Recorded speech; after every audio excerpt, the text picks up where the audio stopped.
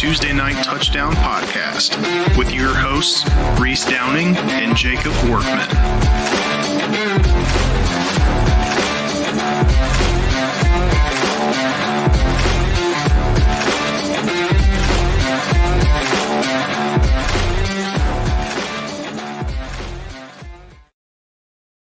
What's up, everyone? Welcome to another Tuesday Night Touchdown Podcast, NCAA edition. This is just our end of the season recap.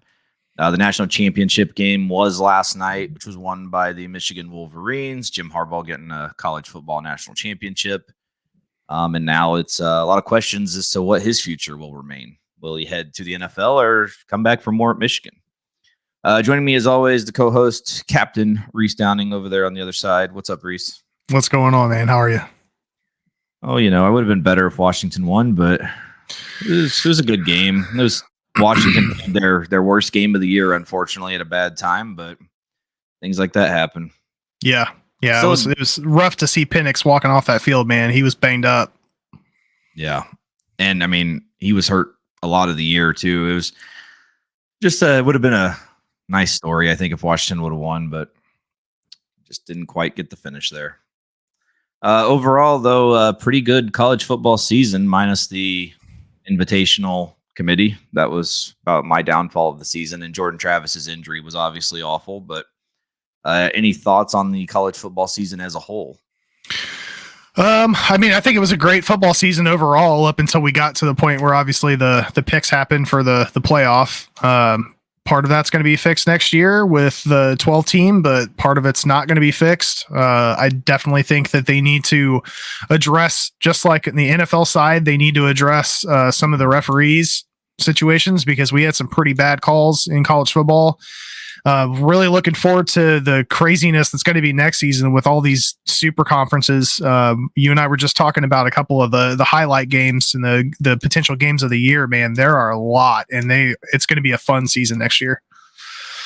Yeah, between all the new conferences and the expanded, still going to call it an invitational because there's only a few auto bids. So, and I'll wait and see what the committee shows me next year, but expanded invitational to 12 team next year. Also here in a few months, we've got the return of the NCAA college football video game, which is something I've been looking forward to for, only about 10 years now. So that'll be a great change.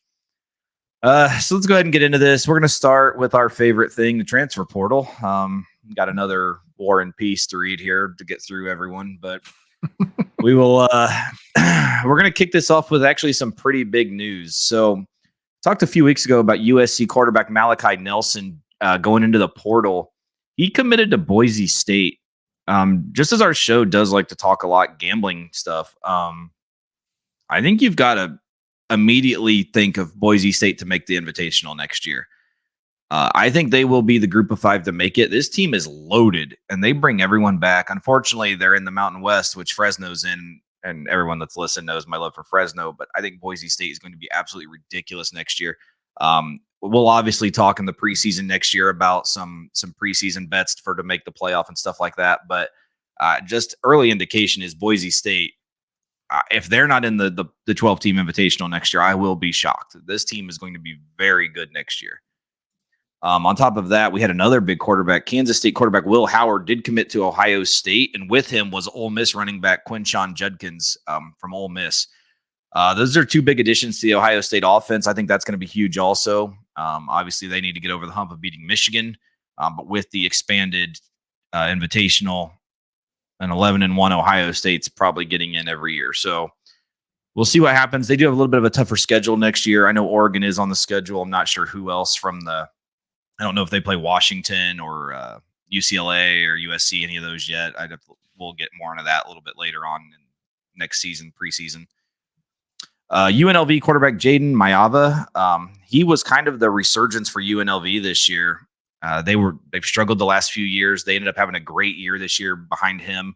He did commit to Georgia. He's going to be kind of the protege to Carson Beck. Kind of fills the role of when they lost. What's his name? I want to say Dominic Raiola. I can't think of it. Dominic's his dad. I can't think of his name. Donovan, maybe? I don't know. But Raiola, when he didn't commit to Georgia, I think this is a huge fill-in for him. Obviously, he'll sit behind Beck for a year, then probably be their starter. North Carolina offensive tackle Diego Pounds. That's one of the best names for an offensive tackle of all time. Diego Pounds. He is going to Ole Miss. Tennessee defensive back Wesley Walker committed to Louisville. We got another great name here, other than he's going to a shitty school. But Albany quarterback Reese Puffenbarger has committed to Miami. He is going to be the quarterback for the U. Good luck with that as you get your ass beat next year. Stanford running back E.J. Smith, that is Emmitt Smith's son. He has committed to Texas A&M. Alabama backup quarterback Eli Holstein has committed to Pitt. Florida State quarterback Tate Rodemaker committed to Southern Miss. My guy, Toledo running back Penny Boone, the lost man, he is going to Louisville. Oregon wide receiver Chris Hudson is committed to Washington State, which I give him a lot of credit. Anyone that commits to Washington State or Oregon State right now deserves the biggest NIL deal of all time because they're going to a dead situation. So when everyone else is leaving, it's nice that someone actually decided to stay. We've got Liberty quarterback Caden Salter. He did leave the portal. He's going to stay at Liberty. So someone threw in the offering plate money there. Oregon quarterback Ty Thompson is committed to Tulane. I think that's going to be a nice fill in there. He fits the bill for what they do on offense. Utah running back Jaquindon Jackson is committed to Arkansas. Texas A&M defensive lineman Isaiah Reichs is committed to USC. Just last night, Washington wide receiver Jalen Polk did declare for the NFL draft. And Alabama defensive lineman Isaiah Hastings has committed to Missouri. We talked a little bit a few weeks ago about Ole Miss and Missouri in the portal. Those two teams are doing some great things. Like I think Missouri and Ole Miss are destined for pretty good years next year. I don't know if they're both going to be playoff teams, but they both definitely are going to have potential. A lot of things coming back there. I actually made a separate little list here for Florida State's portal news just because they had a huge weekend in the portal. We already had DJ Uyunglele and Marvin Jones Jr. Now we're adding in Alabama wide receiver Malik Benson, Miami defensive back Devontae Brown, IU running back Jalen Lucas, which his brother Ja'Kai Douglas is already on Florida State. Colorado State defensive tackle Grady Kelly, LSU wide receiver Jalen Brown, and Alabama defensive back Earl Little Jr. That's a huge weekend for the Noles to fill in some spots. When you bring in, I think like 6 of them or 7 of them were all 90 rated and higher. So I mean, when you're taking guys from Alabama and LSU and Georgia, I mean, I like what we're filling in here. Clearly, Norvell's been shown that he'll use the portal and be fine with it. Just a little bit of news here. One of my favorite college football players and even NFL players of all time, Warrick Dunn, was announced he's going to be in the 2024 class for the College Football Hall of Fame. So finally, him getting in there is huge. The number 1 player in the 2025 class, quarterback Bryce Underwood, has committed to LSU. And this is going to be more gambling related. This is just some future news. Western Michigan has hired Walt Bell to be the offensive coordinator. We will be taking the under on Western Michigan's season win total next year. We will be betting against them every single week. So I will make sure they are in the Muncie 6-pack every week next year. This is easy money. Anyone that's followed Walt Bell's career has seen what's happened. Western Michigan will be horrendous. So we will be making money on them next year. Just to go over a few of the changes we're going to see next year. Oklahoma and Texas are going to be in the SEC. USC, UCLA, Oregon, and Washington are now in the Big Ten. Arizona, Arizona State, Colorado, and Utah are all in the Big 12. Cal, Stanford, and the horse team, SMU, are in the ACC. And Army has joined the AAC.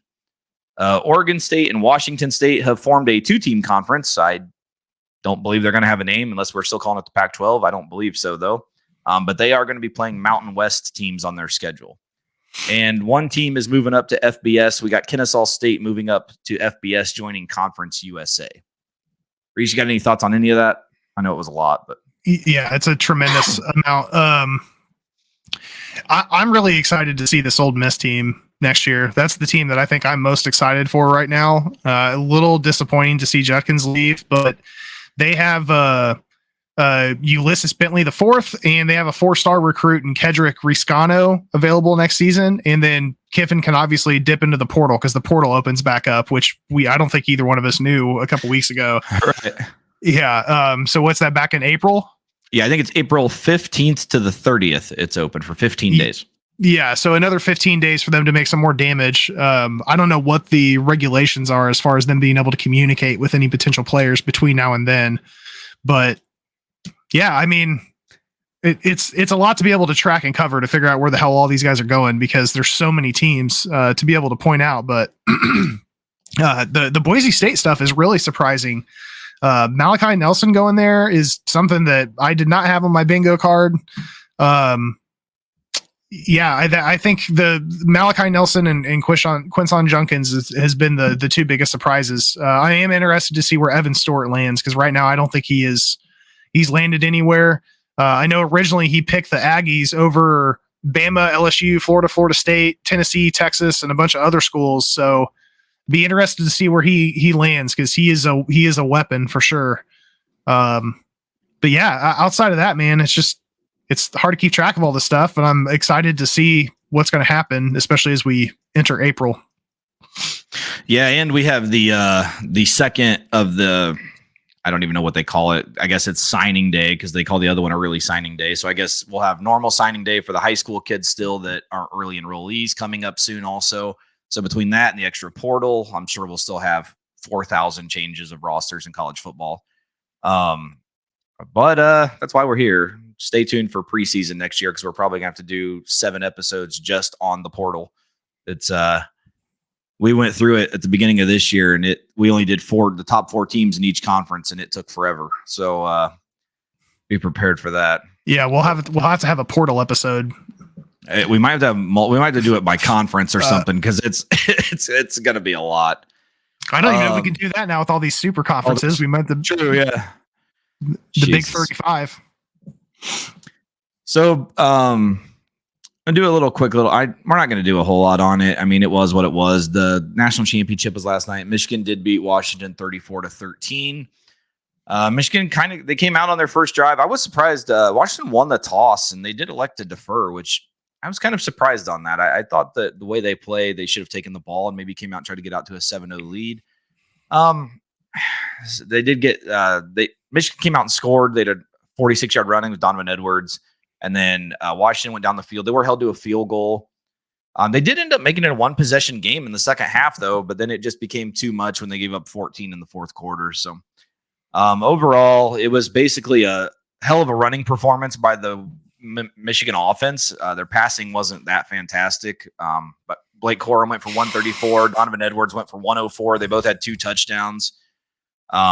Washington running back Dylan Johnson, very first carry of the game, he got stepped on and he was already having issues, so that didn't help. And then some untimely, it was very uncharacteristic of Michael Penix. He missed some throws. Dunze dropped some. There were just things that Washington never had this year. So, I watched every game they played this year, and that was the worst game they played by far. And some of it, Michigan, they had great pressure on Penix, but a lot of it also was there were a lot of drops. There's even some pretty good video montages on Twitter about all the holds that were missed and pass interferences that weren't called. But that's the ACC officiating, so you're going to have that. Overall, though, good national championship game, way better than last year when TCU got beat by 70. So I did see today that they're trying to ban purple teams from the national championship, so maybe we can get a good game. But I still think that's a little ridiculous. Washington's not a bad team, so. That's really all we're going to talk about the national championship. Did you have anything at all on the national championship game? No, I mean, not anything that you haven't already said. Michigan's run offense was clearly no match. Washington seemed to be battling injuries that had at least some impact on their performance. But I think the big thing for me is, to Michigan's credit, their defense played ball last night, proved me wrong.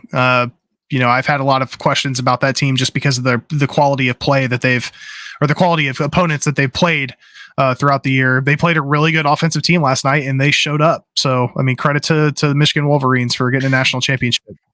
Yeah, definitely. And I think if Harbaugh does leave to the NFL, I think offensive coordinator Sharon Moore is, I would think you just have to give it to him. Yeah.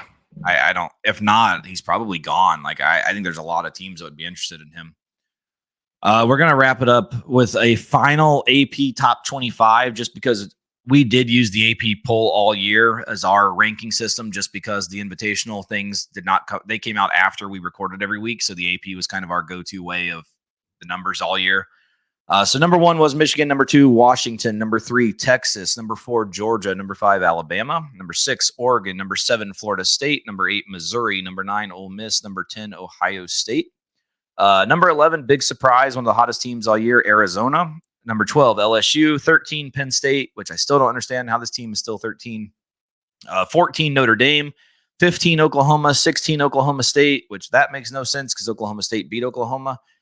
17 is Tennessee, 18 Kansas State, 19 Louisville, 20 Clemson, 21 NC State, 22 the horse team SMU, 23 Kansas, 24 Iowa, and 25 is Liberty. You got anything on the final top 25? Yeah, I mean, to your point, a little surprising about that Oklahoma State swap. That's a little surprising. Penn State, a little surprising. Arizona is another team that I'm really looking forward to watching next year. I hope they can carry that momentum. But outside of that, I mean, not anything too terribly surprising here. Old Miss being in the top 10, I think makes sense. Ohio State dropping down 3 spots. I mean, I don't know. This is why I don't really care about the top 25, because this final AP top 25 is based on the final game that these guys played in. Right. More than half of these teams didn't have all of their players on the field. So, well, and that's what's kind of funny is they have Georgia at 4 and Bama at 5. Like, why would Bama not be 4 and Georgia at 5? Right. Bama beat Georgia in the SEC championship. So, yeah, I don't know. My thoughts on rankings. I'm about to start doing my own poll next year. Maybe we'll add that in. Hey, there we go. I'm about sick of all this bullshit. The TNT podcast poll. That's what we need. We might have to do that because some of these things are a joke. Like, Reese, I've got a few things I want to throw in at the end. But I think at this point, let's go ahead and go to your wonderful, for the last time this year, random conference guessing game. All right, let's do it. All right, here. We got a lot of teams in this one. Yeah, it's a lot. Luckily for you, all of the teams except for one are in one state, so hopefully that helps you out a little bit. I don't know how it would, but throwing that out here. All right, let's kick things off here. So the first team you have are the Kutztown University of Pennsylvania in Kutztown, PA.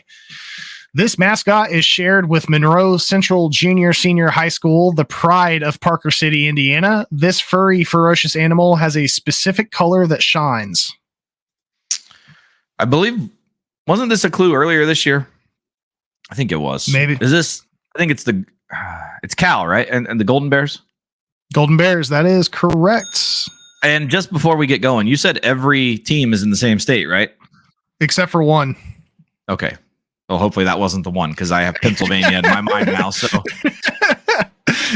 all right. Next up, we have the East Stroudsburg University of Pennsylvania. East Stroudsburg University of Pennsylvania in East Stroudsburg, PA. This mascot starts with a W and is always ready for battle. Let's see. Starts with a W and always ready. Warrior. Ultimate Warrior. That's right. I'd give it to you either way. Warriors is correct. All right. Here is the outlier. Shepherd University in Shepherdstown, West Virginia. This mascot is known for its majestic curved horns that can grow up to 4 feet in length and are pioneers of headbutting. I have a feeling this is a team that is playing in a big game this weekend. I have a feeling you're right. Is this the Jack Shepherd team? The Jack Shepherd Rams is what I'm going with. The Jack Shepherd Rams? Got it. He's 3-0. 3-0. I like it. Good start. Next up, we have West Chester University. And you guessed it, West Chester, PA. Just like the last mascot, except this one shared the name Shine as the Kutztown mascot. Oh, shit. They're obviously the Rams, but it's got to be something Rams. I have no idea. It shared the same shine as the Kutztown mascot. Who the hell's Kutztown?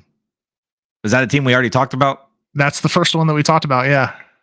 They were the... that was Cal. Golden Rams. that right? Yes. Well done. Well done. All right. Next up, we have Lock Haven, University of Pennsylvania. Lock Haven, University of Pennsylvania. And you guessed it, Lock Haven, Pennsylvania. This mascot flies high and couldn't be more American. Bald eagle. He's 5-0 on fire right now. All right. Next up, we have Bloomsburg, Pennsylvania, Bloomsburg University of Pennsylvania, Bloomsburg University of PA in Bloomsburg, PA. This bright-eyed, hard-working mascot is known for its work on the sleds, although not the blocking sleds you're used to seeing on the football field. Husky.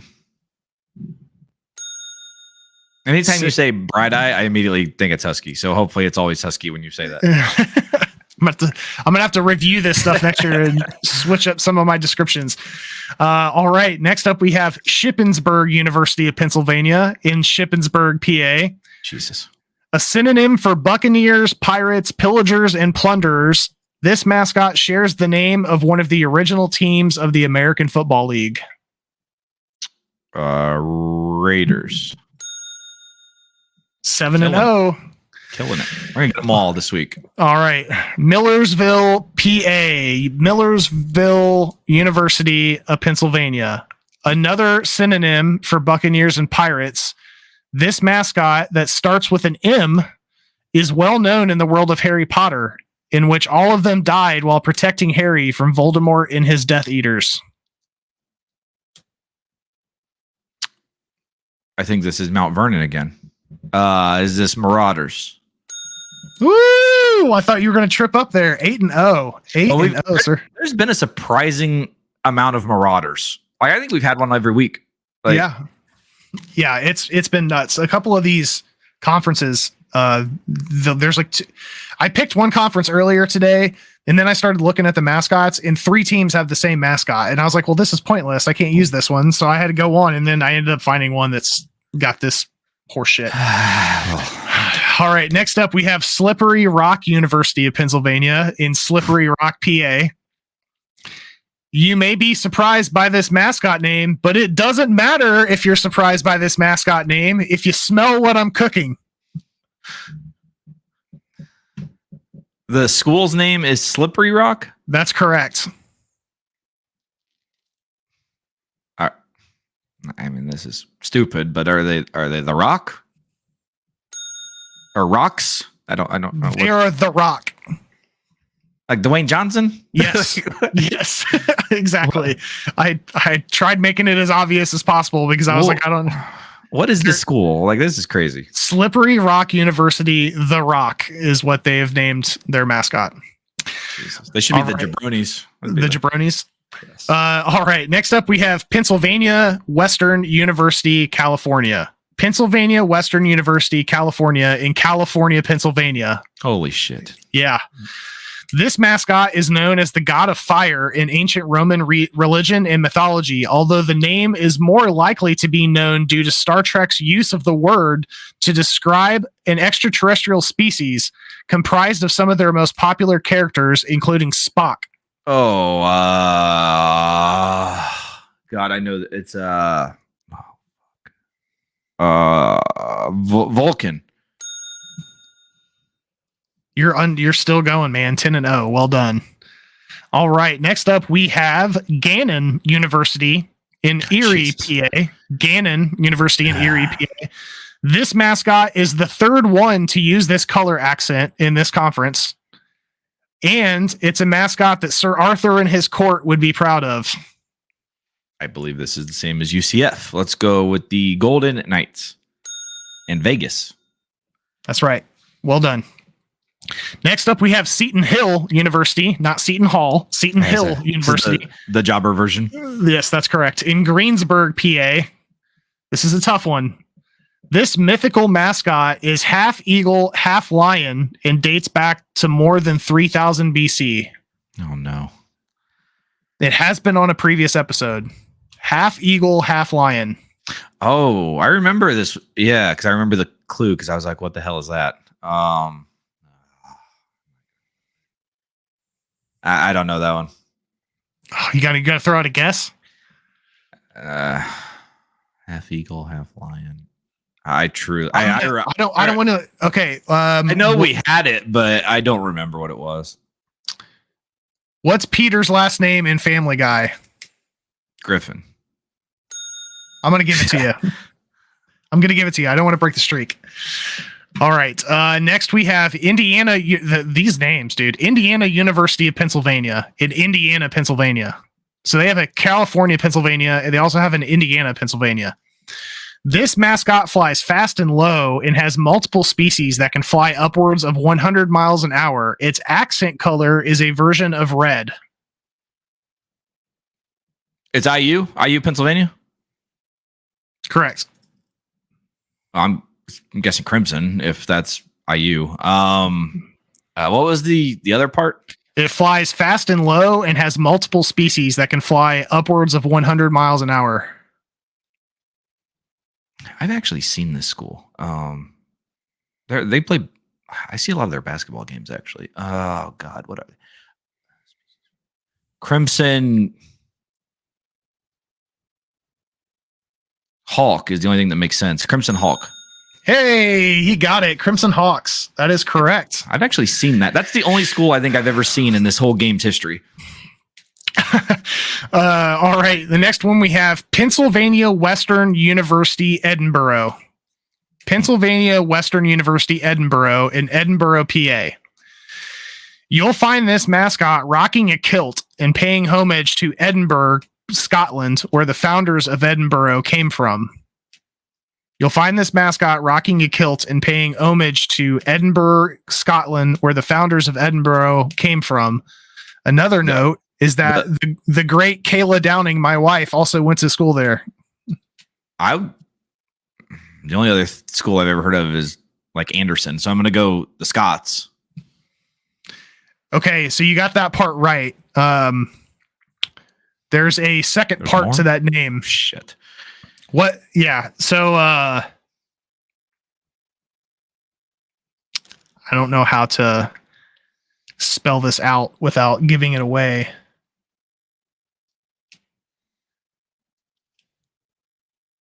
It's like the Mike Tyson of Scottish people.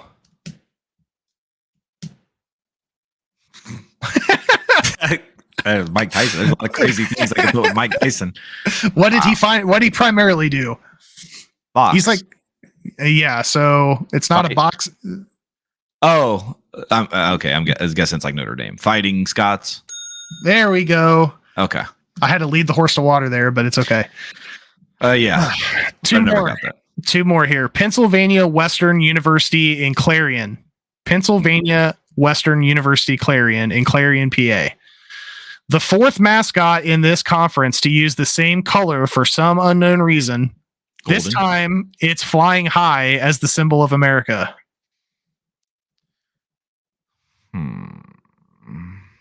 Oh, okay. Golden Eagle? 15-0, sir. I feel like there's a lot of Eagles in this conference, or Golden and Rams. And Golden, it's Golden. Yeah, there's 4 different teams that are Golden something. We have the Golden Eagles, the Golden Rams, the Golden Knights, and then we have the Golden Bears. All right. Luckily for you, I think you're going to get this one. And this last clue is specific to you, and I think nobody else will probably get this. Mercyhurst University. Okay. Mercyhurst University in Erie, PA.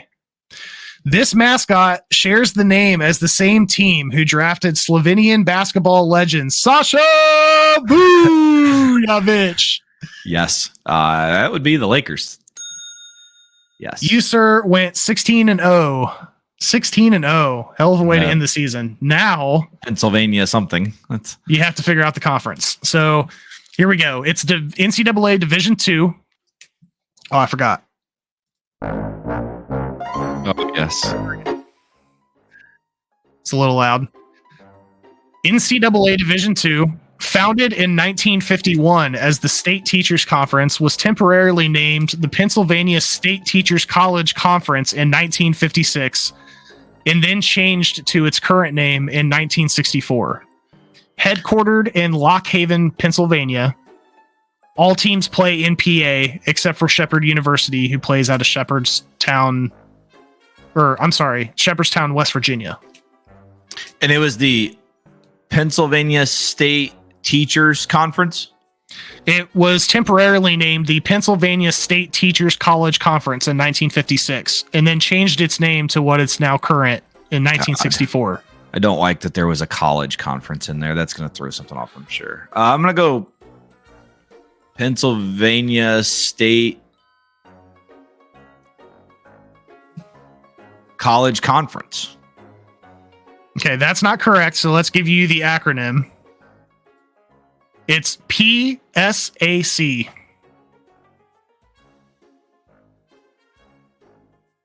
Pennsylvania State Athletic Conference.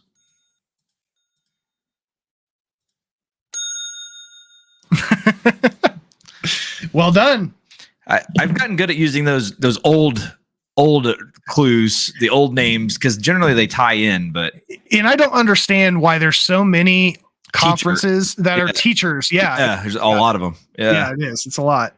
Well, you finished the final Reese's random guessing game 16-0, plus you got the conference right. So well done, sir. The only thing I remember from that whole conference was the Jack Shepherd Rams. And Sasha Vujicic was a clue. Yeah, as soon as I saw it was the Lakers, I was like, oh, I gotta throw a Sasha reference in there. That's awesome. All right, so before we close out the season here, I've got two things. We're going to go early odds for next year's national championship. So favorite right now is Georgia at plus 350. Second is Alabama at plus 550. Number 3 is Ohio State at plus 750. Number 4 is Texas at plus 850. 5 is Michigan at plus 1,000. 6 is Oregon at plus 1,200. 7 LSU plus 1,500. 8 Ole Miss is plus 1,600. Number 9 is Florida State at plus 1,800. Number 10, Penn State at plus 2,500. And I threw Notre Dame in also because they are the same. Notre Dame is plus 2,500 also. And just because we tend to talk Ball State here, Ball State's plus 100,000. A mere $100 bet will bring you $100,000 if Ball State wins the national championship. So throw it out there. Why not? Look what they did this year. They've got to be going up.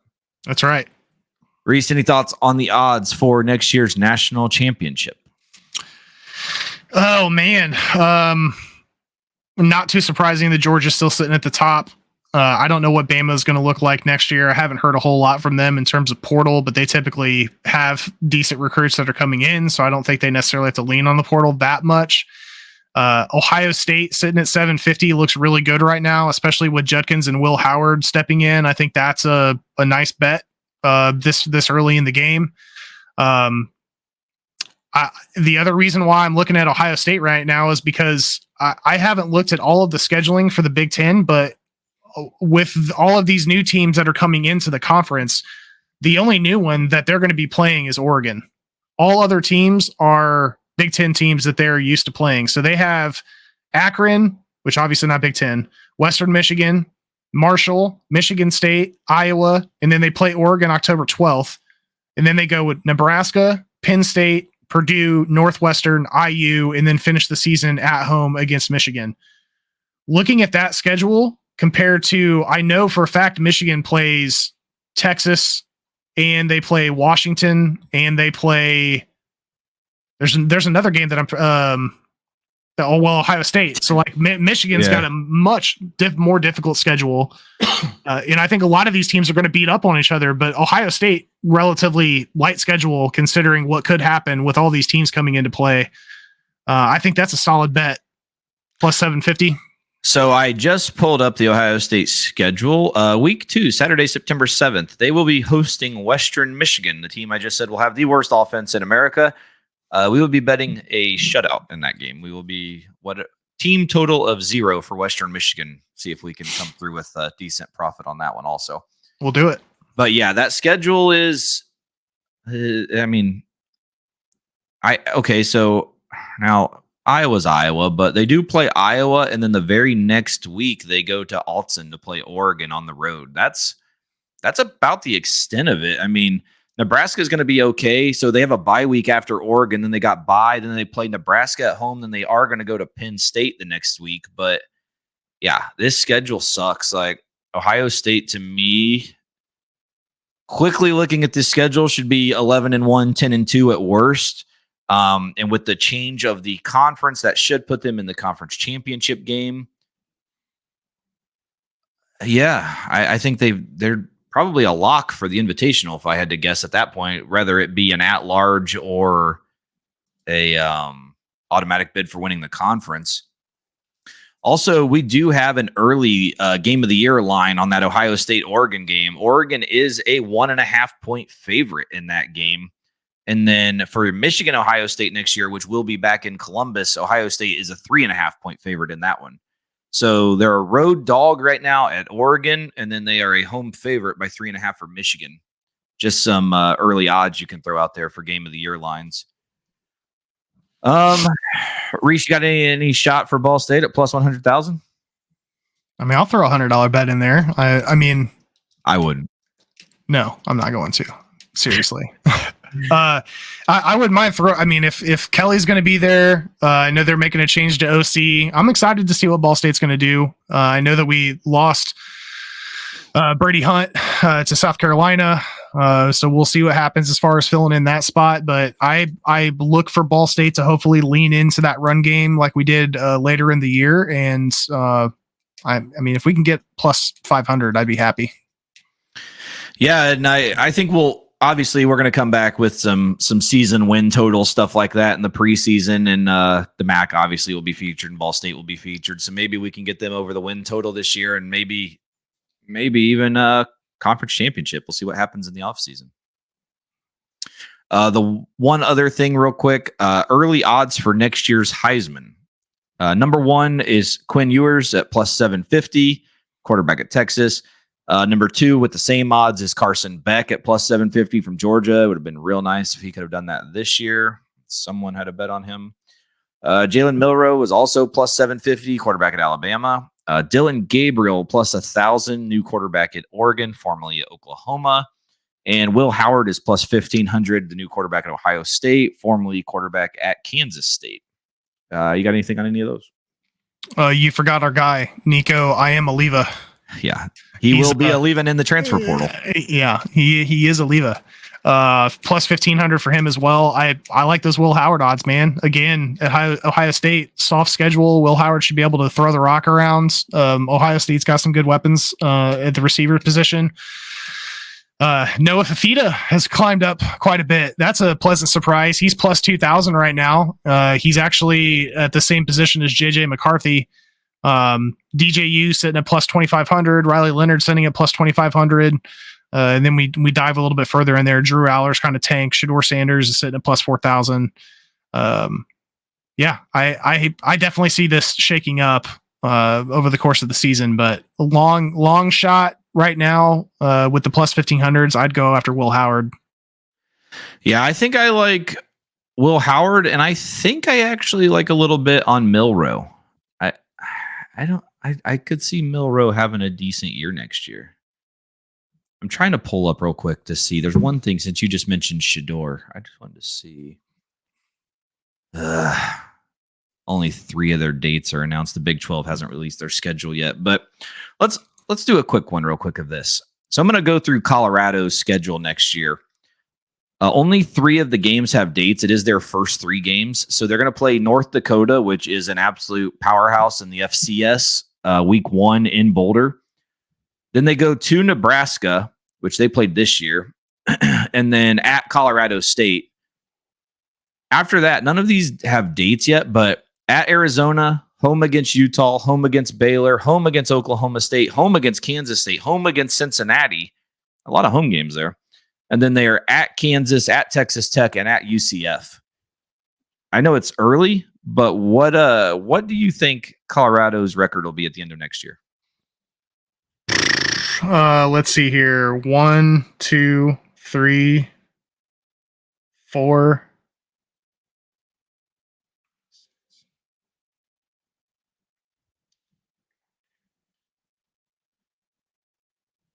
7-5.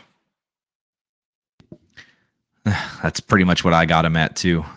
With a 8, probably the ceiling. Yeah, I'd say 8's the ceiling. North Dakota State's a win. Nebraska, I've got them winning. Colorado State, I think they can. North Dakota State might not be a win. That team is good.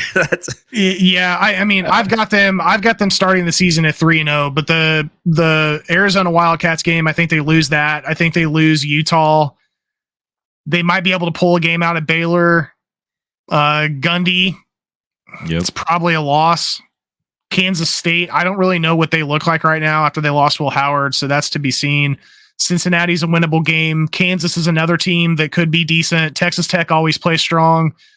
UCF, that's a game that they should win. But again, I mean, yeah, I think seven wins, 8 at their ceiling, and that's with a couple surprising wins, which they did that a couple times this year. And yeah, it's second season for Dion in his position. Second season for Shador playing under Dion.